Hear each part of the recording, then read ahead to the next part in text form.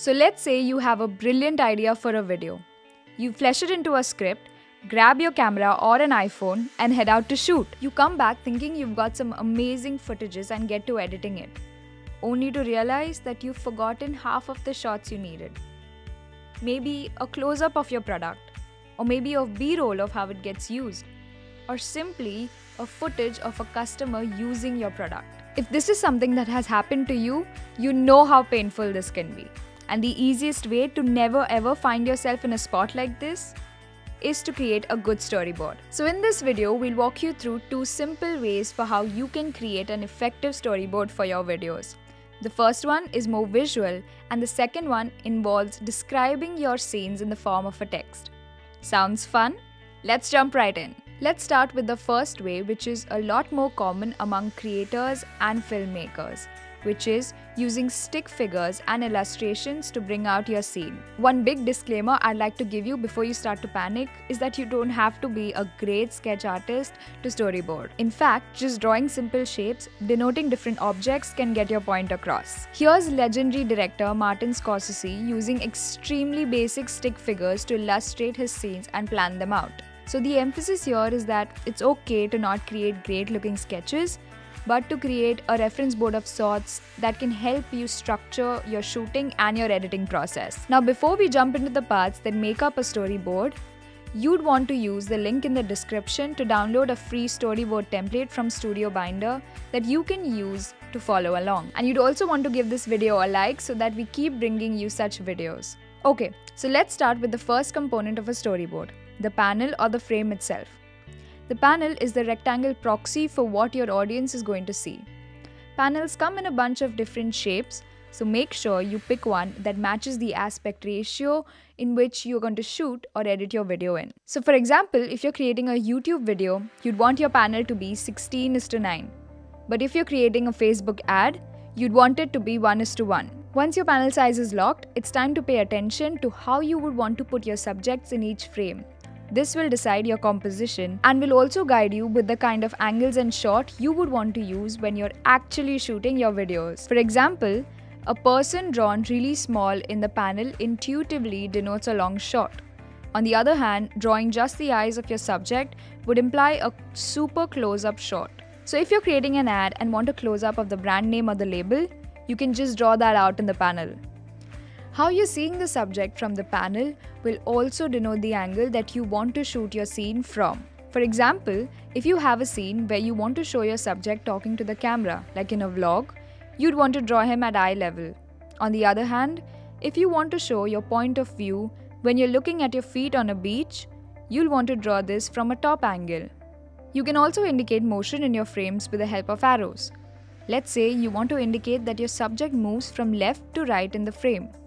You can draw an arrow pointing to the right next to the subject. There are no fixed rules to using arrows. The only thing that you would want to ensure is that they're easy to read and they tell you exactly what motion to expect in that shot.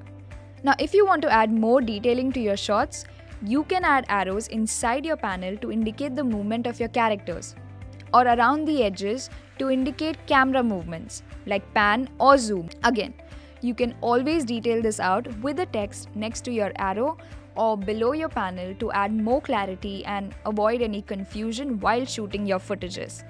Okay, now let's come to the second way you can use to storyboard your videos. That is, through a written instruction that go hand in hand with the script detailing how you want your visuals to be.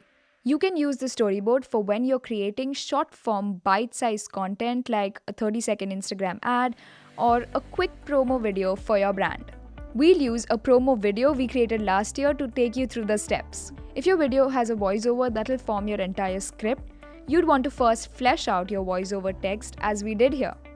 Next, you'd want to split these scenes based on when you imagine your visuals to change. For instance, in our video, we imagined the visual of the astronaut to be there throughout our first 3 lines of the text, and hence, they will be combined into scene 1.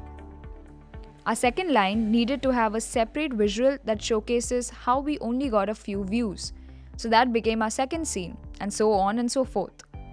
Now, there could be instances where you'd want multiple clips to play in the same line of a text. For instance, a montage. and that should be okay since you'd be able to add those in the next steps. Once we have our voiceover script separated into scenes like this, you can then go in and add 2 more layers of details. A. What is the visual imagery you are expecting to play out here? B.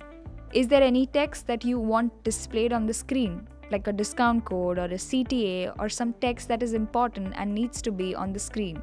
So for instance, in the last few scenes of our video, we wanted to emphasize certain parts of the voiceover since they were the key takeaways we wanted people to remember. So we added them as supers and along with the visual imagery we needed. The last and the final layer of detail you may want to add is the audio. If there's any specific way you want the music to kick in, or if there are any sound effects you may want to add to your video. And there you have it. You now have a scene-by-scene breakdown of the video that you exactly know how you want to shoot or edit it. In fact, this framework can even work well if you're looking to create stock footage-based videos or motion graphic-based videos. All you've got to do is change the details you mention with regards to the visual imagery for each scene, and you're good to go. We're dropping in a link to this template in the description so that you can refer to it as you build your storyboard. Which of these 2 ways did you find out to be easier? Let us know in the comments below along with any questions you may have with regards to turning your scripts into storyboard. And if you want to learn more about how you can master visual storytelling in your videos, you may want to check out this video where we run you through 5 key steps on how you can create cinematic videos. This is Christine from InVideo and I'll see you in the next one.